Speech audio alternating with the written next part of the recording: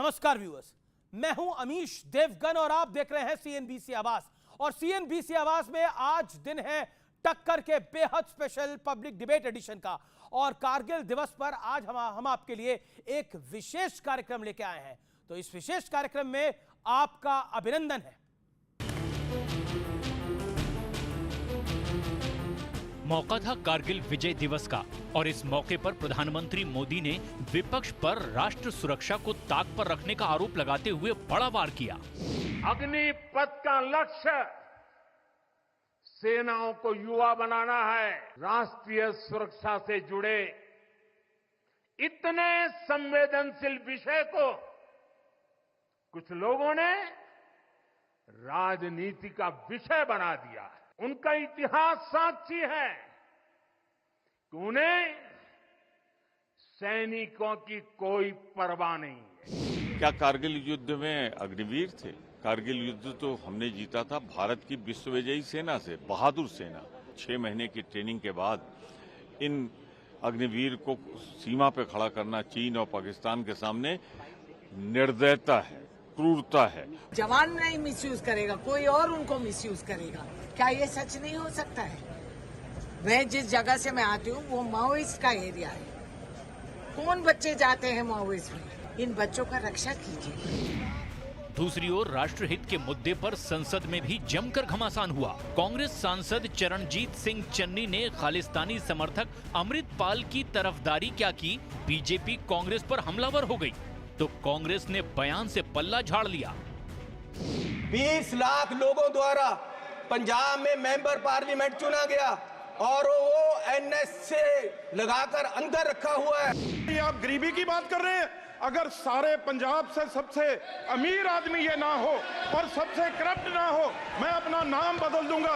ये सबसे मीटू में, ये सारे केसों में ये सबसे करप्ट है। चन्नी साहब हमारे बड़े वरिष्ठ नेता हैं, भूतपूर्व मुख्यमंत्री हैं, सांसद हैं, तो उन्होंने जो कुछ कहा सोच समझ के कहा होगा। चन्नी के अपने पर्सनल व्यूज हैं। आप लोगों ने उनको खड़े होने दिया चुनाव में, ये तो वहीं पे स्टॉप हो जाना चाहिए था कि अगर वो सेपरेटिस्ट उनकी थॉट प्रोसेस है, जो कि मैं भी कहती हूँ है, उनको इलेक्शन में खड़े होने की इजाजत किसने दी? सवाल तो होम मिनिस्ट्री पे उठता है इस देश की।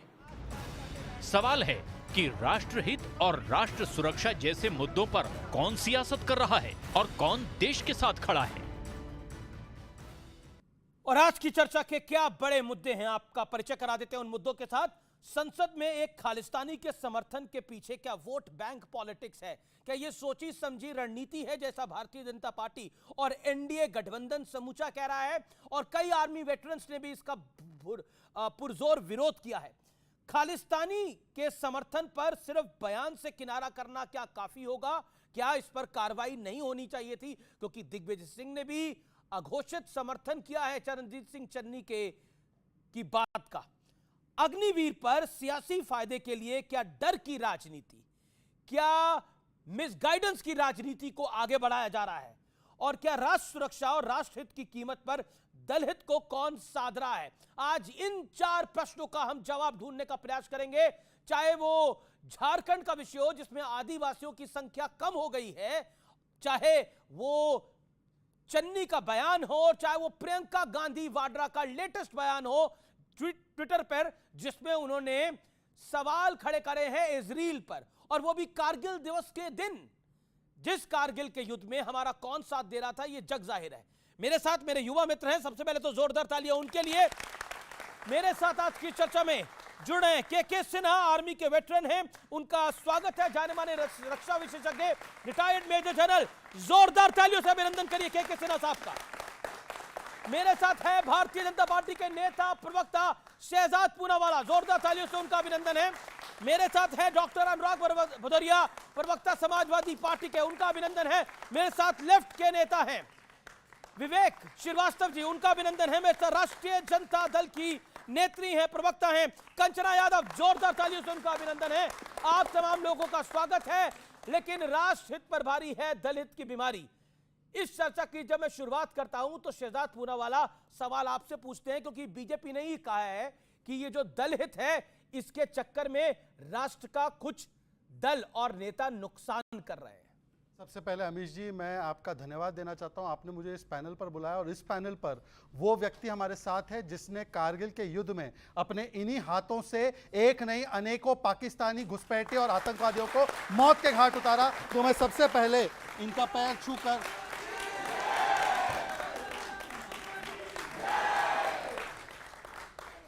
पर मुझे एक दर्द आपके सामने बयां करना है बिना राजनीति करे। और आज मैं चाहूंगा कि आज हम लोग चीखा चिल्ली ना करें, कम से कम ऐसे व्यक्ति हमारे साथ जब हो हम अपनी अपनी बारी में बोले। मेरे तर्क गलत हो तो अपने समय में काटिए उसको। आपको पता है कारगिल विजय दिवस का आज 25वां साल है जी। 2004 में जब यूपीए की सरकार आई तो कारगिल विजय दिवस को मनाने का कार्यक्रम बंद हो गया 2009 तक। और जब पूछा गया उनके सांसदों से कि कारगिल विजय दिवस क्यों नहीं मनाया जा रहा, इनके लिए हम लोग मनाते हैं, जो हमारे वीर हैं उनको श्रद्धांजलि देते हैं, आज प्रधानमंत्री भी वही हैं, तो कहा गया कारगिल युद्ध ये देश का युद्ध नहीं था, ये एनडीए का युद्ध था। ये देश का युद्ध नहीं था, ये एनडीए का युद्ध था। आज वही दिन पर चन्नी के स्टेटमेंट आए हैं कि अमृतपाल सिंह जो भारत के टुकड़े टुकड़े करना चाहता है उसके पक्ष में बयान दिए जाते हैं। जयराम रमेश कहते हैं पर्सनल बयान है, पर दिग्विजय सिंह का बयान आपने सुना।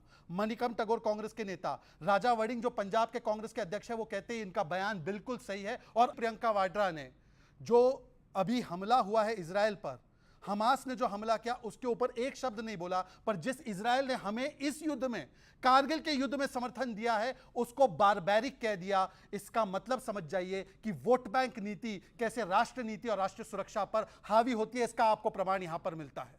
और उसके अलावा बाकी कुछ नहीं कहना चाहता हूं मैं आपको केवल एक आखिरी बात कहना चाहता हूं। यह सुनिए, यह बयान है एसपी के एक नेता का। अगर याकूब मेमन की जमानत हो गई होती तो शायद ये केस और अच्छा होता।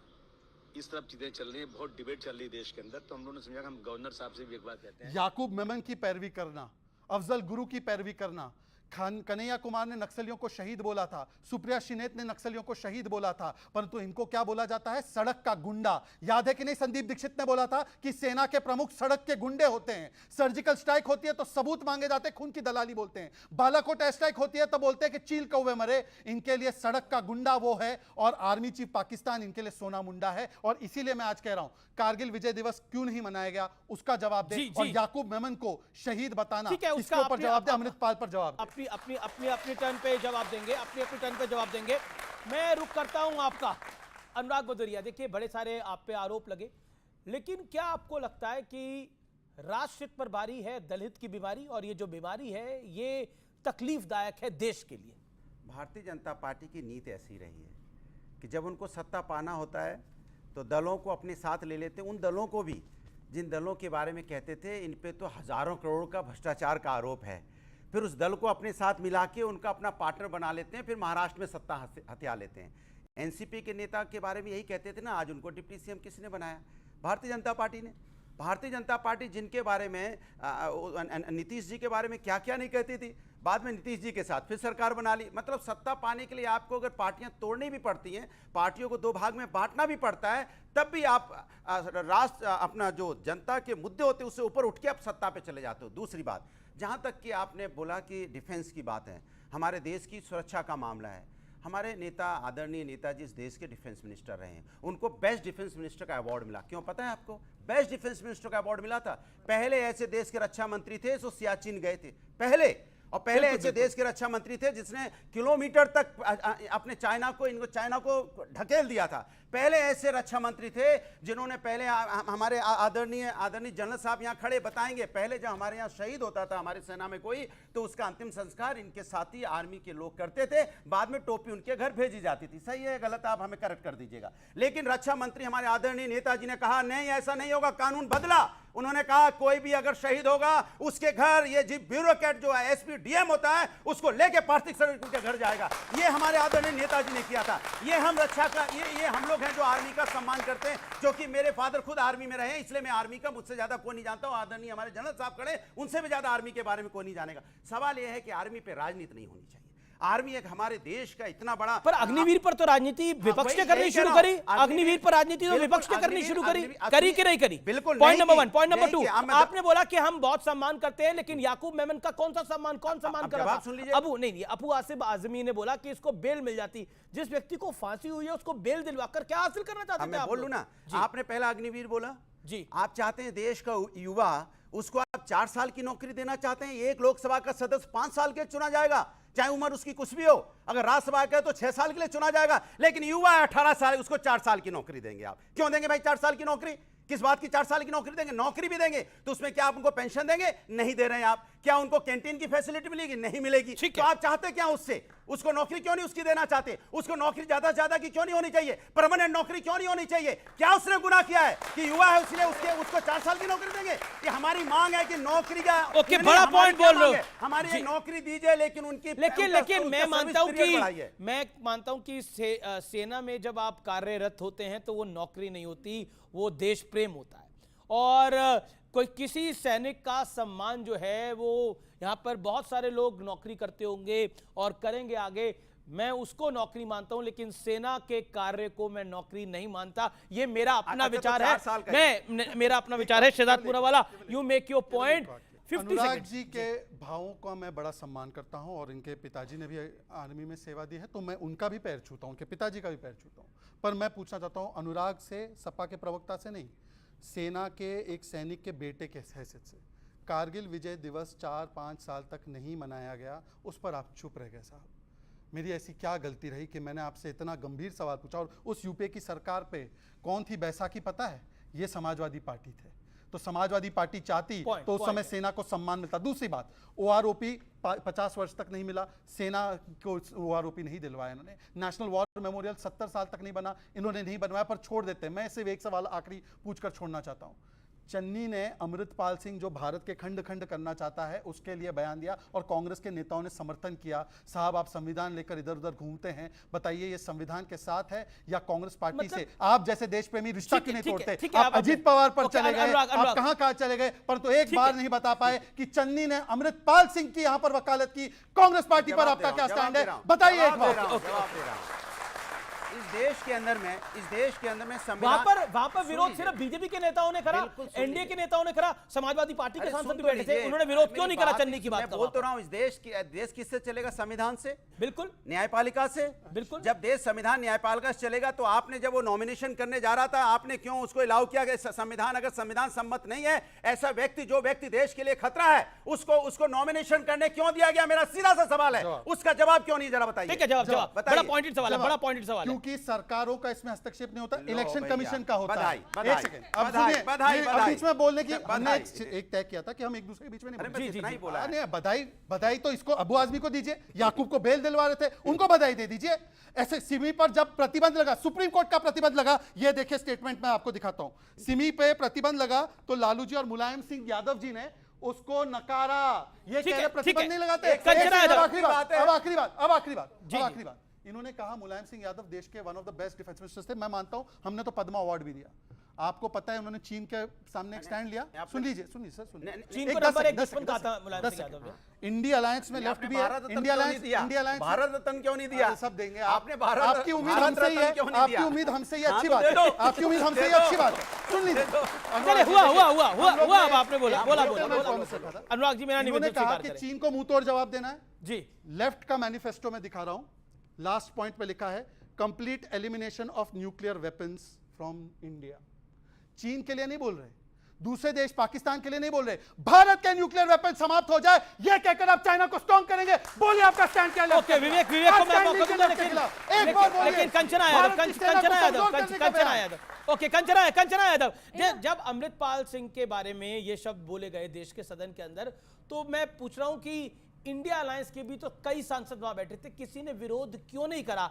मतलब आप संविधान की बात करते हैं, आप कहते हैं फ्रीडम ऑफ स्पीच होनी चाहिए, अमृतपाल सिंह की फ्रीडम ऑफ स्पीच होनी चाहिए, जो भारत के लिए खतरा है, जिसमें एनएसए लगा हुआ है, उसके लिए फ्रीडम ऑफ स्पीच होनी चाहिए। और फिर सवाल खड़ा होता है कि जब आप संविधान और संविधान के दायरे की बात करते हैं तो आपकी बात पे कैसे विश्वास करे कोई। रुकिए, मैं अभी बहुत इन्होंने चाइना पे चिल्लाया, इतना चिल्लाया, टिकटॉक बैन करेंगे ये, लेकिन अभी इकोनॉमिक सर्वे में उसके बाद इन्होंने कहा है कि चाइना का मैन्युफैक्चरिंग जो है इंडस्ट्री यहाँ पर इन्वेस्ट कर सकती है। बताइए, अभी तक टिकटॉक बैन कर रहे थे और जब देश का हालत एकदम खस्ता कर दिया तो चाइना से ये इन्वेस्टमेंट मांग रहे हैं, FDI मांग रहे हैं। इनको इस बात का शर्म नहीं आती। खैर, लेकिन मैं इस बात पर आना चाह रही हूँ, जब हम अग्निवीर पर बात करते हैं, अग्निपथ पर बात करते हैं, तो 3 पार्टीज इन्वॉल्व होती। पार्टीज मतलब पॉलिटिकल पार्टी नहीं, पहला जो जिनको रिक्रूट करना है, दूसरा जो आर्मी है, और तीसरा जो गवर्नमेंट है। इसमें ना आर्मी खुश है और जिसको ना रिक्रूट होना है, जो स्टूडेंट है ना वो खुश है। बस कौन खुश है? मोदी जी खुश है। मतलब एक लोग खुश है, इसलिए अग्निवीर स्कीम चलनी चाहिए, इसलिए अग्निपथ स्कीम चलनी चाहिए। बस एक लोग खुश है। आप अग्निवीर के खिलाफ बोल दो, स्टूडेंट अग्निवीर के खिलाफ बोल दे, तो राष्ट्र हित के खिलाफ हो गया। कैसे भाई? हर बात को मोदी जी राष्ट्र हित से क्यों जोड़ते हैं? राष्ट्र हित के बारे में यहाँ पर बैठे बच्चे भी उतना ही सोचते हैं जितना मैं सोचती हूँ, ये भी उतना ही सोचते हैं, मोदी जी भी उतना ही सोचते हैं, लेकिन वो अपने आप को राष्ट्र हित के प्रोटेक्टर जो मानते हैं ना, वो नहीं है। बच्चों से बात कर लीजिए, एक सर्वे करा लीजिए, और हुआ है बिहार में चले जाइए, वेस्टर्न यूपी में चले जाइए, ईस्टर्न यूपी में चले जाइए, जो ट्रेनिंग ग्राउंड है अग्निवीर का सब खाली हो चुका है। और आपने एक बात सही कही कि आप नौकरी की तरह नहीं मानते हैं अग्निवीर स्कीम को, हम भी नहीं मानते हैं नौकरी की तरह, क्योंकि उसमें जज्बे से जाते हैं। लेकिन जब जज्बे से जाते हैं तो ये एक्सपेक्ट करते हैं कि उनकी फैमिली के सिक्योरिटी हो, उनकी फैमिली को पेंशन मिले, उनके अनुपस्थिति में उनके बच्चे को पेंशन मिले, उनके माता पिता का ख्याल रखा जाए। इस सब को पूरी तरह से इन्होंने हटा दिया। लेकिन मेरा प्रश्न ये है कि आपको हर चीज का बहुत ख्याल है, और अमृतपाल सिंह का जब समर्थन भरी सदन में किया जा रहा था, मैंने जो प्रश्न पूछा उसके विरोध में इंडिया अलायंस के सांसद क्यों नहीं खड़े हुए? अगर इंडिया अलायंस की बात छोड़िए, आरजेडी के सांसद ही खड़े हो जाते। ठीक है, 1 2 3 सांसद तो ही लोकसभा के अंदर, लेकिन क्या जी आपका सवाल बिल्कुल करेक्ट है। पहला आंसर इसका यह है कि जब ईसीआई कोई अलग नहीं है, प्रधानमंत्री को नोटिस नहीं दे सकी, उसके पास इतनी हिम्मत नहीं है, तो प्रधानमंत्री के कहने पर वो रिजेक्ट भी कर सकती थी। और दूसरा, जब कांग्रेस के लोगों ने कह दिया कि उनका इंडिपेंडेंट बयान है, नहीं मैं पूछ रहा हूं, सदन में अमृतपाल सिंह के अमृतपाल सिंह के लिए कहा जा रहा था कि फ्रीडम ऑफ स्पीच होनी चाहिए अमृतपाल सिंह की, तो यही संविधान की रक्षा है। आप लोग जो संविधान और रिजर्वेशन को खत्म करने की बात कर रहे थे वो यही था क्या? जी ओके मैं कारगिल युद्ध के हीरो के सिन्हा साहब के पास जाना चाहता हूं और फिर विवेक जी आपके पास आना चाहता हूं। सर, सबसे पहले तो आपको नमस्कार, जय हिंद, वंदे मातरम। और मेरा प्रश्न यह है कि जब हम विजय दिवस मना रहे हैं, कारगिल विजय दिवस मना रहे हैं, उससे एक दिन पहले एक दिन बाद जो कुछ हो रहा है देश के अंदर, उसको देखकर आपको अच्छा तो बिल्कुल नहीं लग रहा होगा। जिस तरह से अमृतपाल सिंह की वकालत हुई, जिस तरह से जिस इजराइल ने हमें कारगिल में मदद करी, उसको जेनोसाइड की बात की गई प्रियंका वाड्रा द्वारा, क्या कहना चाहते हैं आप? अमीर जी, जय हिंद। देखिए, आज कारगिल का दिवस है, 25वां साल है, और हम कारगिल दिवस को उस रूप से देख रहे हैं।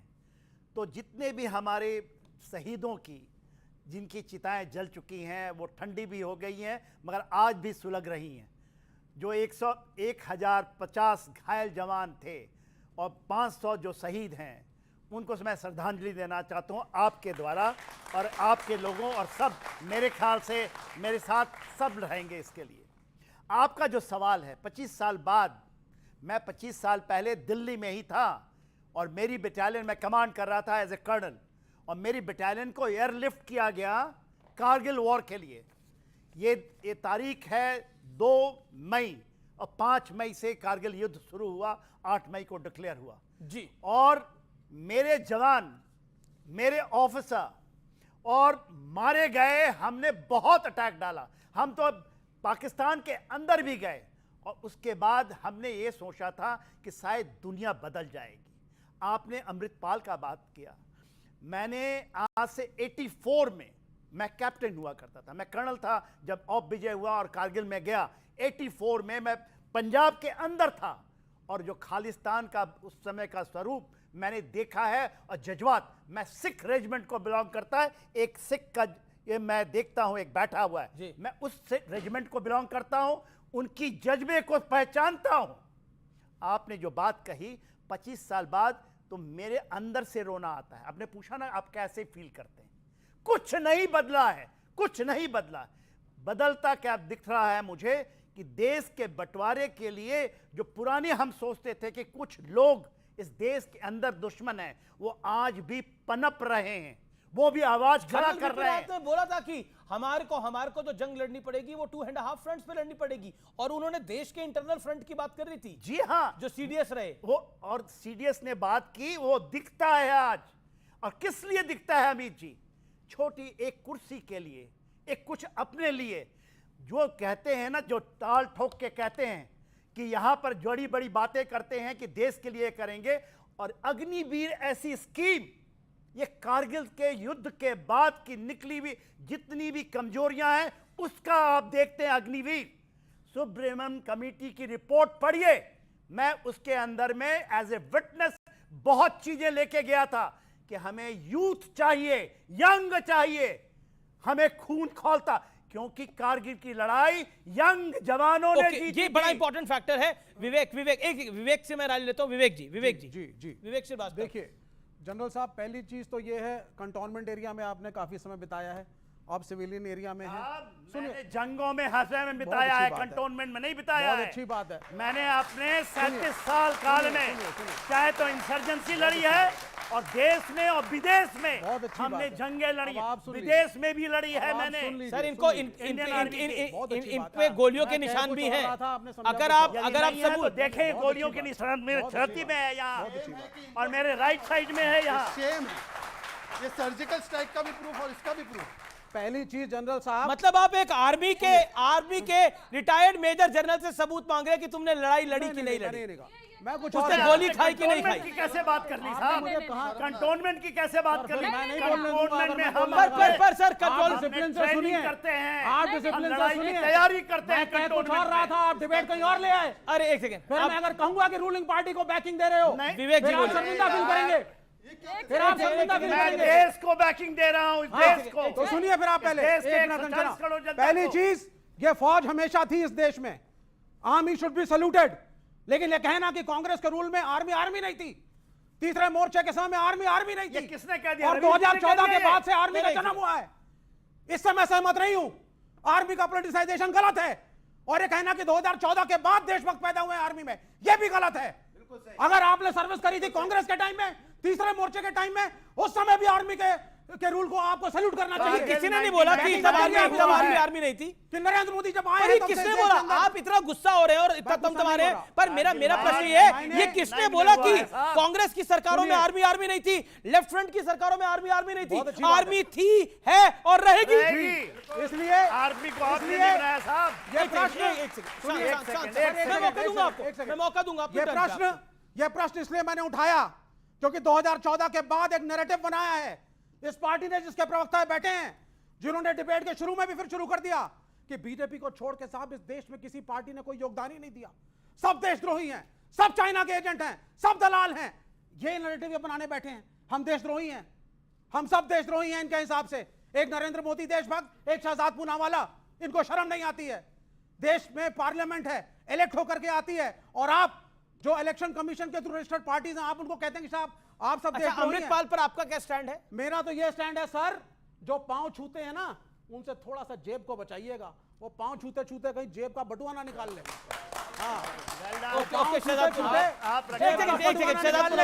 ये आर्मी सुन लीजिए, जेब का बटुआ कैसे निकाला? अच्छी खासी में जवाब देना, अच्छा खासा चल रही थी, लड़कों को नौकरी मिल रही थी, बच्चे एनडीए की तैयारी कर रहे थे, सीडीएस की तैयारी कर रहे थे, जवान भर्ती हो रहे थे, 4 साल का ले आए। ठीक है, आपने विवेक जी यू मेड योर पॉइंट। और शहजाद पूनावाला 40 सेकंड। मैं हमेशा 2-3 बार आपके शो में कहा है कि ये मेरा दुर्भाग्य है कि मैं कभी ये नहीं कह सकता कि मैं सनातनी पैदा हुआ, हालांकि सनातनी संस्कृति को अपनाता हूँ। पैर छूना सनातनी संस्कृति, इस्लाम की नहीं है, पर पैर छूने को बटवा मारना, मतलब एक हिंदू संस्कृति को, सनातन संस्कृति को बटवा मारने से तुलना करना। सलाम बोलते हुए बटवा मारा ये नहीं बोलेंगे, सलाम करते हुए बटवा मारा नहीं बोलेंगे। हिंदुओं के प्रति घृणा मत कीजिए। अब मुझे मानिए, मुझे गाली दीजिए, पर मेरी सनातन संस्कृति को गाली नहीं देंगे। मारना है। देने दूंगा मैं, ये बटुआ मारना नहीं है। देने दूंगा मैं, नहीं देने देखिए, दूंगा। एक- हजार शहजाद मर जाएंगे पर ये सनातन संस्कृति को गाली नहीं देंगे। मैं आपको अमित जी, मैं अपनी बात करूं। नहीं, एक तीनों एक साथ, तीनों एक साथ, नहीं, तीनों एक साथ, एक मैंने किसी के बीच में नहीं। आपने किसी के बीच में नहीं बोला। आपको देखिए देखो, लोग एक ये बार भी एक पूछ बार सकते अगर कोई किसी के पैर छूता है तो मतलब वो उसका बटुआ बटुआ मार रहा है, मुझे लगता है ये पैर बोलना छूना नहीं क्यों चाहिए। बीच में आ गया? बस पैर छूना क्यों आप बीच में? वैसे आप अटैक और करिए। विवेक जी, मैं किसी के बीच में नहीं बोला, मुझे अपनी बात रखनी है। इज्जत देना दिखा रहे हैं लेकिन नियत मैं खराब है। 30-40 अगर सेकंड- इज्जत देना आप भी चाहते इनसे बड़े हैं। सबको लंबी नौकरी आप देते भी हैं। 40 इनसे सेकंड। बड़े हैं। आपको पता है जब 62 का युद्ध हुआ इंडिया चाइना का, तब लेफ्ट के एक नेता है, उन्होंने खून देने की बात की भारत की सेना को, और जब खून देने की बात की तो कम्युनिस्ट पार्टी ने उसे अपने पद से हटा दिया। यदि मैं झूठ बोल रहा हूं तो सच बताइए, यदि मैं झूठ बोल रहा हूं तो सच बता दीजिए। दूसरी बात मात्र पांच मैं विवेक जी से सिर्फ इतना कहता हूं, आज आप देशभक्त है ना, इसका प्रमाण दे दीजिए कि न्यूक्लियर वेपन खत्म होना चाहिए, नहीं होना चाहिए। पहली चीज ये है, देशभक्ति का प्रमाण युद्ध नहीं होता हमेशा। मुलायम सिंह यादव जब डिफेंस मिनिस्टर थे, सबसे बड़ी उपलब्धि उस डिफेंस मिनिस्टर की, हम उन्हें बुलाते थे अजय भवन में, वर्धन साहब की मेमोरियल मीटिंग हुई, एक वीआईपी के रूम में मुलायम सिंह यादव जी को हम लोगों ने इनवाइट किया। उनकी सबसे बड़ी उपलब्धि थी, उन्होंने चाइनीज सरकार के साथ बैठ करके कहा कि जवान आपके भी हैं, जवान हमारे भी हैं, लड़ते हैं और मरते हैं, आपस में मुठभेड़ हो जाती है तो बॉर्डर के इतने किलोमीटर उस तरफ और इतने किलोमीटर इस तरफ आपको मुलायम सिंह शस्त्र यादव का- अलाउड नहीं होगा। आपको मुलायम सिंह और यादव का इसीलिए मुलायम सिंह यादव का सिर्फ जो आपके दफ्तर में आए वो बयान याद है मुझे। मुलायम सिंह यादव का वो बयान याद है जो उन्होंने मेरे माइक पे दिया था, जब मेरा चैनल कोई और था, लेकिन उन्होंने मेरे माइक पे बयान दिया था कि चाइना हमारा दुश्मन नंबर 1 है। बिल्कुल बिल्कुल, उसमें मैं नहीं कह रहा, मैं कह रहा हूं एज बिल्कुल, अ डिफेंस मेरे माइक पे दिया था मिनिस्टर, बयान। एज अ डिफेंस मिनिस्टर अगर आपको किसी के परफॉर्मेंस को रैंक करना है तो ये वो डिफेंस मिनिस्टर था जिसने बोला कि बॉर्डर के, सुन लीजिए, बॉर्डर के इतने किलोमीटर उस तरफ देखिए आदरणीय नेताजी शस्त्र अलाउड नेता- नहीं होगा। देखिए, इसीलिए जब भारत और चाइना के बीच में जवानों की मुठभेड़, नहीं, ये न्यूक्लियर वेपन, ये नेताजी ने कब बोला? एक सेकंड, ये नेताजी ने कब बोला कि न्यूक्लियर वेपन इंडिया को नहीं रखने चाहिए? ये कब बोला था? बताइए। नहीं बोला उन्होंने, आपने बोला ये इनसे पूछिए। न्यूक्लियर बोला था कि न्यूक्लियर वेपन नहीं रखने चाहिए? कभी नहीं बोला उन्होंने, बस, उन्होंने तो हमेशा फिर- एक मिनट अब ऑडियंस सवाल क्या है? बोलिए, क्या सवाल है आपका? क्या समाजवादी पार्टी और इंडिया अलायंस को कांग्रेस के पीछे ऑपोजिशन चलाने की आदत हो गई है? क्योंकि अगर वो अपने आप को इतना नेशनलिस्ट मानते हैं तो क्यों चन्नी जी के एक सेपरेटिस्ट बयान पे एक स्ट्रॉन्ग एक्शन की डिमांड नहीं करते कांग्रेस द्वारा? ओके, ये अच्छा, ये सपा से डिमांड सवाल है और जवाब। देखिए मजेदार बात और आपको RJD से बताएं, भी जवाब सुनिए मजेदार बात आपको बताएं, भारतीय जनता पार्टी की जो सरकार है इसे कुछ नहीं करना है। ये सब जब कुछ नहीं करती है तो कह रहे विपक्ष क्यों नहीं मांग करती है, विपक्ष मांग क्यों नहीं करती है? जब विपक्ष मांग करती है, अरे विपक्ष वाले हंगामा करते हैं पार्लियामेंट के अंदर में। अरे भैया तुम चाहते क्या हो? सत्ता में तुम हो, अगर तुमको लगता है कोई चीज गलत है, संविधान के खिलाफ है, कार्रवाई कीजिए। किसने आपको रोका है? रोने की आदत क्यों? सरकार है कि रोने वाली सरकार है? विपक्ष से मांग करेगी, विपक्ष कहेगा तुम ये काम करो, काम मान करो। हम तो कहते हैं कि आप अग्निवीर योजना बंद करो, मान गए मेरी बात? हम तो कहते हैं नाम शहजाद पूनावाला नहीं करो, है, मान गए मेरी बात? सवाल पूछ रही है सर, उन्हीं को मैं कह रहा हूं। पूनावाला जी ने कहा कि 1962 युद्ध का जो छेड़ा है सर, उसमें 114 जो यादव लोग कमेटी के खत्म हुए थे, शहीद हुए थे, लेकिन उनको सर उनके सम्मान के लिए आई रेजिमेंट क्यों नहीं बनाई जाती? आप उसको क्यों नहीं लेते सर? सेना को यादव और जातियों में मत बांटो। मैं आपके पैर छू लेता हूँ, यादव जातियों में बांटेंगे, सेना को जातियों में बांट देंगे। आप सेना को जातियों में मत बांटिए, सेना को धर्म में मत बांटिए, सेना को जातियों में मत बांटिए।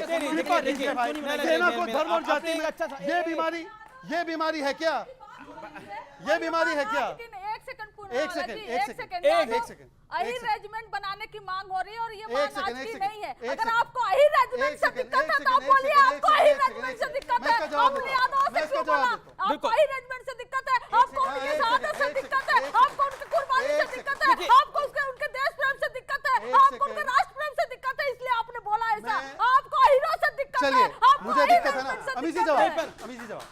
नहीं, जैसे वो कह रहे जैसे सिख रेजिमेंट है, जैसे गोरखा रेजिमेंट है, जैसे कमाऊ रेजिमेंट है, वैसे यादव रेजिमेंट होनी चाहिए, ये प्रश्न है। देखिए ऐसा है कि भारत की सेना में एक ही रेजिमेंट है और वो है भारत की रेजिमेंट। सब लोग भारत माता की जय बोलकर निकलते हैं और कुछ नहीं बोलकर निकलते हैं। भारत माता की जय। और मेरी बात सुन लीजिए, जो शहीद, प्लीज कंचना जी, मैंने आपके बीच में नहीं बोला। यहाँ पे भी जातिगत जनगणना करा देंगे, आर्मी में भी जनगणना हो जाएगी। सुन लीजिए, मैं एक रिक्वेस्ट करता हूँ, जो सवाल उस लड़के ने ग्रीन शर्ट ने पूछा वो इसलिए प्रासंगिक है अनुराग भाई, इसलिए क्योंकि ये है राहुल गांधी का बयान। पार्टी का नेता चाहे कुछ भी हो जाए आपको आतंकवादी के घर में नहीं मिल सकता है। ये राहुल गांधी ने कहा था पंजाब में कि कांग्रेस पार्टी का नेता आतंकवादी के घर में नहीं मिल सकता है, आम आदमी पार्टी पर हमला करते हुए आज आम आदमी पार्टी भी इनके साथ और चन्नी जी अमृतपाल की वकालत कर रहे हैं। एक को जवाब नहीं है, एक को जवाब नहीं है। इस देश का देखो, भारतीय जनता पार्टी सरकार में उसका दुर्भाग्य देखिए। 1962 की बात होगी, हम कहते हैं कि बेटा रोजगार दे दो, उसका वीडियो नहीं सुनाएंगे। हम कहेंगे महिला पर अत्याचार होगा, उसका वीडियो नहीं सुनाएंगे। हम कहेंगे टमाटर या महंगाई बढ़ गई, उसका वीडियो नहीं सुनाएंगे। हम कहते हैं छात्रों का पर्चा लीक हो रहा, उसका वीडियो नहीं सुनाएंगे। अरे हम तो अच्छी अच्छी बातें करते, सुनाओ ना वीडियो, सुनाओ वीडियो आप कि हम यहाँ नहीं, हम मांग कर रहे हैं कि देश में महंगाई ज्यादा है, हम मांग कर रहे हैं कि देश के अंदर बेरोजगारी ज्यादा है, हम मांग कर रहे हैं कि देश के ऑडियंस के सवाल, जो कुछ लोग सवाल पूछते जाते हैं वो अपना हाथ खड़ा करें जिन्होंने सवाल नहीं पूछा। सवाल क्या है? एक सवाल यहाँ पे बहुत अनटच रह गया कि 2004 से 2009 के बीच में जब यूपीए की सरकार थी तो सारी वो जो हमारे जो सिपाही शहीद हुए थे उनकी श्रद्धांजलि क्यों नहीं बनाई गई कारगिल दिवस पे? ये एक सवाल रह गया, इस पे विवेक क्या जवाब है? और जो यूपीए की सरकार आई पहली, वो आपके समर्थन के साथ आई, आपकी 60 सीटें थी। सबसे क्यों नहीं? क्या कारगिल विजय दिवस एनडीए का था, बीजेपी का था, अटल बिहारी वाजपेयी का था, लाल कृष्ण आडवाणी का था, जॉर्ज फर्नांडिस का था? सिर्फ ऐसा कुछ नहीं है। सबसे पहले ये जो चन्नी जी के ऊपर ये इलेक्शन कमीशन ये जो बोल रहे हैं उस कमेंट में मैं उसका जरा क्लैरिफिकेशन दे दूं। इंडिया अलायंस का और कांग्रेस का कोई भी घटक दल, कोई भी party anti national, separatist, Khalistani नहीं है, ना समर्थन करती है। पहली चीज जयराम रमेश का क्लैरिफिकेशन है, चन्नी जी का व्यक्तिगत बयान था। फिर भी आप मुझे एक बात बताइए, इलेक्शन कमीशन ने, इन्होंने कहा साहब सरकार के ऊपर, सरकार की कोई गलती नहीं है, इलेक्शन कमीशन ने उसको टिकट दिया, अप्रूव किया और लड़ने दिया। इलेक्शन कमीशन को देना पड़ा क्योंकि एनआईए ने 1 साल जेल में रखने के बाद भी चार्जशीट नहीं दायर करी है, जानबूझ के, जिससे बीजेपी अमृतपाल को आने वाली पंजाब की पॉलिटिक्स में मैनिपुलेट कर सके। ये क्या आरोप लगा रहे हैं आप? ये आप बड़ा आरोप लगा रहे हैं, आपको बीजेपी के पास जाना पड़ेगा और मैं के सिन्हा भी इंतजार कर रहे हैं। जी एक वाक्य का एक जवाब, एक second. Where is the charge sheet? Sir, मैं इसका अमीज जी देखिए, शो का रूल टूट रहा है। अमीज जी देखिए, अगर ऐसा करना है, अमीज जी मैंने आपसे रिक्वेस्ट किया था। इन्होंने कहा कि चार्जशीट क्यों नहीं फाइल हुई है, इसलिए नहीं हुई है क्योंकि पंजाब पुलिस का ये मामला है। ये पंजाब पुलिस का मामला है, आम आदमी पार्टी की सरकार है। अब बताइए, ये गलत है, आप फिर बोल रहे हैं विवेक, ये गलत है। अब दूसरी बात, विवेक आपने इतना गंभीर आरोप लगाया, जवाब तो सुनेंगे आप अपने टर्न पे। जवाब सुनना चाहिए कि नहीं सुनना चाहिए? जिनको लगता है कि एक एक करके बोले वो हाथ खड़ा करे। सर दूसरी बात, सब एक एक करके बोले, ऑडियंस भी यही जाती है और टीवी की ऑडियंस भी यही जाती है और डिजिटल ऑडियंस भी यही जाती है। मैं विवेक जी से, अनुराग जी से और कंचना जी से फिर से रिक्वेस्ट कर रहा हूँ, आप अपनी बातों में अपने शानदार तर्क रखिए, मेरी बात में मत हस्तक्षेप कीजिए, मैं भी नहीं करूँगा।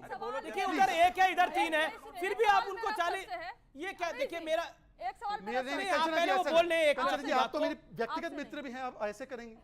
आप तो मेरी अच्छी दोस्त है। चलिए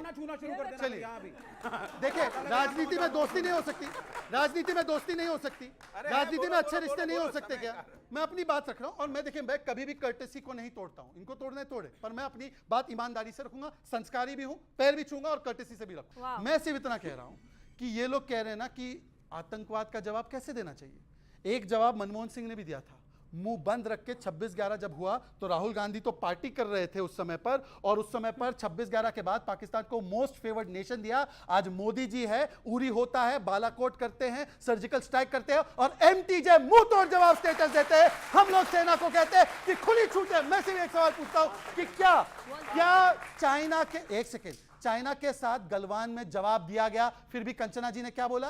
टिकटॉक बैन किया। इतना बड़ा अपमान हमारे सैनिकों का जिन्होंने गलवान में हड्डी तोड़ पराक्रम दिखाया, पर वो कहते हैं कि टिकटॉक के अलावा कुछ नहीं किया। और कंचना जी मैं आपसे सवाल पूछना चाहता हूं, एक सेकेंड, आखिरी सवाल है मेरा। कंचना जी, आपने तो बड़ी बातें की ना चाइना के विषय में, एक पार्टी का चाइना के साथ एमओयू है और इसने चाइना का चंदा भी लिया है, चाइना का धंधा भी किया है और चाइना का झंडा उठाता है। बोलिए क्या स्टैंड है आपका? ओके, कंचना यादव, मैं फिर आपको मौका दूंगा, देन के सिन्हा, देन अनुराग जी। प्रधानमंत्री नरेंद्र मोदी जी हैं जो शहीदों के नाम पर वोट मांगते हैं। ये प्रधानमंत्री नरेंद्र मोदी जी हैं जो चाइना हमारे देश में घुसकर अरुणाचल में गांव बसाता है, सड़कें बनाता है और कहते हैं कोई नहीं घुसा है। ये प्रधानमंत्री नरेंद्र मोदी जी हैं। सर मेरा आपसे एक सवाल है, मतलब ओपिनियन भी है कि आप सबसे ज्यादा कौशल की जरूरत मुझे लगता है आर्मी में ही होती है, क्योंकि आपको देखकर आपके काम पूछ रही हूँ, 6 महीने की ट्रेनिंग, सिर्फ 6 महीने की ट्रेनिंग आपको लगता है कि उस कौशल को दे देती है? बहुत 4 अच्छा साल सवाल की है, नौकरी अच्छा में सवाल। है।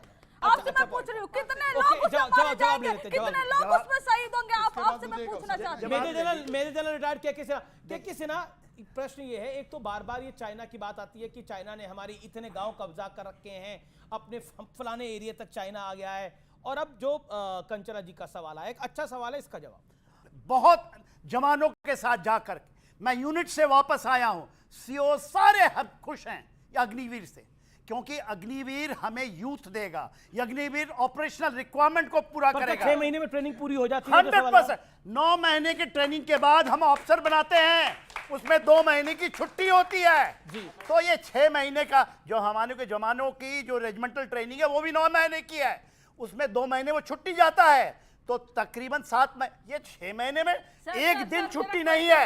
देखिए ये सब चीजें, देखिए सेना को छोड़ दीजिए ना, यदि इसकी जरूरत होती। आपने उनसे सवाल पूछा, जवाब दे रहे हैं। देखिए ये हमारे अधिकारियों को छोड़ दें, आप उनको जितना शार्प ट्रेनिंग करेंगे उतना ही अच्छा होगा। हम एनडीए में 3 साल ट्रेनिंग करते हैं, 3 साल, क्योंकि हम पढ़ते हैं, हमें ग्रेजुएट बनाया जाता, फिर आईएमए में 1.5 साल। तो ये कहिए कि सबसे अच्छा मॉडल ऑफिसर की मैं जूनियर कमीशन ऑफिसर की बात कर रही हूं, जिनको सिर्फ 6 महीने की ट्रेनिंग मिलती है। श्रीलंकन आर्मी को एलटीटी के हमने 2 महीने में तैयार किया, 2 महीने में। मैं फॉरेन के 7 आर्मी में ट्रेनिंग करता हूं, कहीं भी ट्रेनिंग 5 से 6 महीने से ज्यादा नहीं है, और जरूरत नहीं है साहब। और ये जो सवाल है कि चाइना ने हमारा कब्जा कर रखा है, हमारे घर में घुसा पड़ा है, 1 इंच जमीन यदि चाइना छू लेगे ना तो मैं यहां जिंदा नहीं रहूंगा, मैं वहां खड़ा मिलूंगा। 1 इंच जमीन नहीं गई है अमेश जी, मैं आपको ताल ठोक के बताता हूं, हम डोमिनेटिंग हाइट में हैं, चाइना कहीं भी हमारे पास नहीं है। जी आपने डोमिनेटिंग हाइट में। सर आप मेरे साथ रहिए 5 सेकंड। सर अच्छी बात है, इन्होंने कहा कि हमने अच्छी बात है कारगिल आप लड़े, आप गलवान में लड़े। सर मेरा एक सीधा सवाल है, जी हाँ बोलिए। देश के अंदर सर जो मेडल जीतने वाली महिलाएं हैं, जब उनको घसीटा गया तब ये कहाँ थे? ठीक है। मणिपुर में बेटियों के साथ हुआ तब कहाँ थे? माने हमारे यहाँ पे दलित कौन कर रहा है? हो जाता है। अनुराग एक सेकंड, अनुराग, ये दलित कौन कर रहा है? दलित कौन कर रहा है? भारतीय जनता पार्टी के अलावा कौन कर सकता है? वो देखिए, सुनिए भारतीय जनता पार्टी के अलावा कौन कर सकता है? अभी भी देखिए इनका उत्तर प्रदेश की हालत देख लीजिए, एक डिप्टी सीएम वहां से रोज जहाज पकड़ के दिल्ली आते हैं, वो सोचते हैं कैसे मेरे यहाँ नाम के आगे डिप्टी हट जाए, और एक सीएम साहब वहां गाड़ी लेके दौड़ रहे हैं, वो सोचते हैं कैसे हम बने रहें। फिर जनता बेचारी देख रही, बारिश हुई, हम कहां जाएं? अभी कंचना जी ने गंभीर आरोप लगाया, उन्होंने बोला कि अरुणाचल में गांव बसा है, ये उन्होंने बोला, वो अपने समय पे ठीक कर दे अगर मैं गलत बोल रहा हूं तो। बात तो सही है, एक न्यूज रिपोर्ट छपी थी कि एक गांव बसा है, उस रिपोर्ट में हेडलाइन तो उन्होंने पढ़ ली, आगे लाइन पता है क्या लिखी थी? दो this area of Indian territory road का भी बता दीजिएगा, बीच में नहीं बोले, किसी के भी नहीं बीच में बोले, नाराज मत होइए, बता दीजिए। ठीक है, देखिए के होंगे। मैं तो अपने देश की सेना का अपमान नहीं सहन कर सकता, ये कर सकते हैं बिना सच जाने। मैं सच बताऊं ना बताऊं, आप बताइए, मैं सच बताऊं ना बताऊं, सच बताऊं ना बताऊं, सच बताऊं ना बताऊं, सच बताऊं ना बताऊं, बताओ जी। वो गांव जो बसने की रिपोर्ट थी उसमें आगे की लाइन में लिखा था कि ये गांव 1959 से चाइना के कंट्रोल में है, मतलब अक्साई चीन की तरह कांग्रेस ने ये गांव गंवाया था। आज आरजेडी बताया कि कांग्रेस के साथ क्यों बैठी है। जी एक सेकंड, नहीं मेरा भाई, आधा टाइम इनको रोकने में चला जाता है भाई। दूसरी बात, अग्निवीर को इन्होंने बोला कि बहुत गलत पॉलिसी, हालांकि सर ने समझाया सब कुछ अग्निवीर के बारे में। मेरे बहुत sir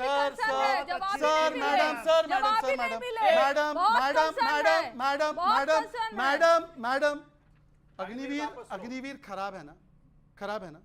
Agniveer scheme is a reform in right direction. Congress के सांसद मनीष तिवारी,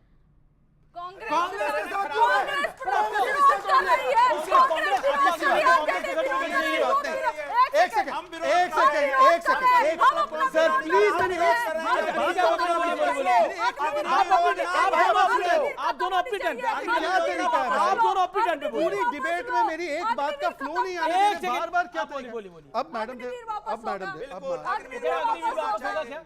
अब मैडम ने बोला अग्निवीर ये अग्निवीर वो वापस हो, ये सब ठीक है, अच्छी बात है।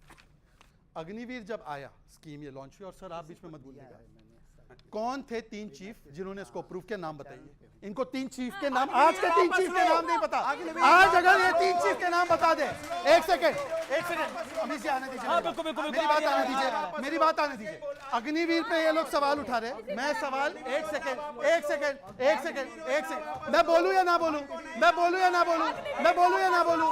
मैं बोलूं या ना बोलूं? ये तरीका, ये तरीका ठीक नहीं है।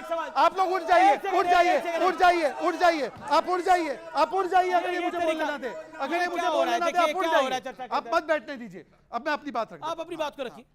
मैं केवल इतना कह रहा हूं, ये सारे पढ़े लिखे सभ्य लोग हैं। अग्निवीर के समय 3 चीफ कौन थे और आज 3 चीफ कौन है, वो नाम बता दीजिए। एक बार नाम बता दीजिए। आप अपनी बात को कंप्लीट कर लीजिए, फिर मैं वो कह रहे हैं, आप पूछ रहे हैं कि 3 चीफ को, वो कह रहे हैं कि पहला अग्निवीर कौन है?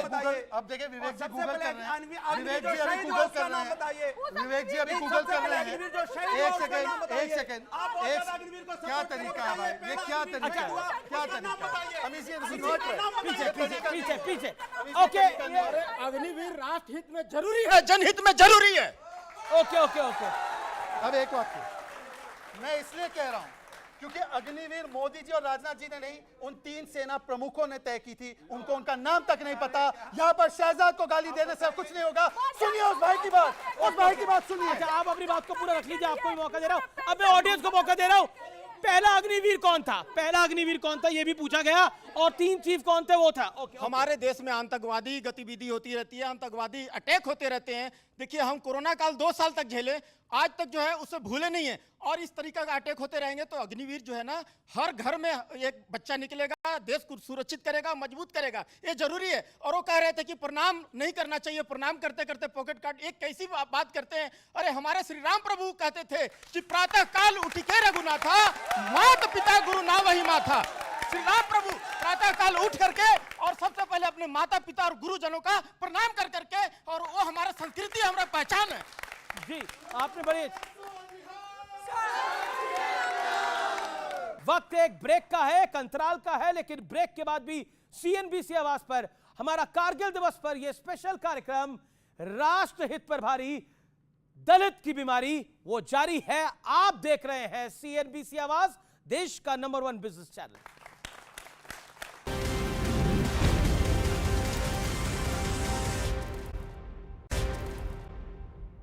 वेलकम बैक व्यूअर्स, आप देख रहे हैं सीएनबीसी आवाज पे टक्कर का आज का एडिशन। मैं यादव जी से पूछना चाहता हूं आपसे कि आप जो अग्निवीर, आप, हाँ बिल्कुल, क्योंकि आप रेजिमेंट का मांग करेंगे तो मैं बोलूंगा आपका। मैडम ऑडियंस से क्यों लड़ रहे हैं? ऑडियंस आराम से आप अग्निवीर का उल्टा मतलब समझ रहे हैं। आपको लगता है कि सेना में जाने वाले वीर होते हैं, उनके घर में आग लगाने का काम आप कर रही हैं। सुनिए और सुनिए, अग्निवीर का जब अग्निवीर योजना आया हुआ था तो आपके कहने के बदौलत आपके पार्टी के बहुत सारे लोग मिले हुए थे जब ट्रेन जलाया जा रहा था लोगों में। उसके बाद अच्छा, आप अग्निवीर में जाना पसंद करेंगे? बिल्कुल जाना पसंद करेंगे। मेरे छोटे भाई, तुम कब जा रहे हो सेना में? 4 साल की नौकरी करने तुम कब जा रहे हो? नहीं, मेरे छोटे भाई से रिक्वेस्ट है कि वो कब जाएंगे। ठीक है, अब बीच में नहीं, ये गलत है। पीछे शहजाद जी। और एक और क्वेश्चन में सुनिए, आप भी सुन लीजिए। मैं आपको बताना चाह रही हूँ, वहाँ बोलते हैं कि अग्निवीर से निकल जाने के बाद आपको सरकारी नौकरियों में छूट मिलेगी। वैसे वो कहते हैं कि अन्य नौकरियों में जाओ। अन्य नौकरियां तो खत्म हो रही है, कहाँ जाओगे? वो वर्बली बोल दिए कि आपको लोन के लिए सर्टिफिकेट मिलेगा। कई डॉक्यूमेंट में इसका। बेटों के अलावा नौकरी दे दो ना फिर। सुनो, ये गद्दार है, ये देश के युवाओं के लिए गद्दार है। ये अग्निवीर योजना देकर देश के युवाओं को बर्बाद करना चाहते हैं, देश के युवाओं का करियर बर्बाद करना चाहते हैं, देश के युवाओं की जिंदगी बर्बाद करना चाहते हैं। अग्निवीर योजना के 75 साल के मोदी प्रधानमंत्री रहेंगे, 75 साल के मोदी प्रधानमंत्री रहेंगे, लेकिन 22 साल का युवा बेरोजगार रहेगा, रोड पर घूमेगा। ये तो वैलिड पॉइंट अंजना जी कह रही है। आप अपनी जगह पे जाइए। और इस समय एक बड़ी खबर आ रही है व्यूअर्स, मैं उस बड़ी खबर पे चर्चा करना चाहता हूं। प्रियंका गांधी वाड्रा ने कहा है कि गाजा में जेनोसाइड हो रहा है, दिन ब दिन लोग खत्म हो रहे हैं, हजारों लोग, बच्चे बड़े मारे जा चुके हैं। नफरत और हिंसा में विश्वास ना रखने वालों की यह जिम्मेदारी है। और इजरायली सरकार पर जेनोसाइड का आरोप लगाया है प्रियंका गांधी वाड्रा ने।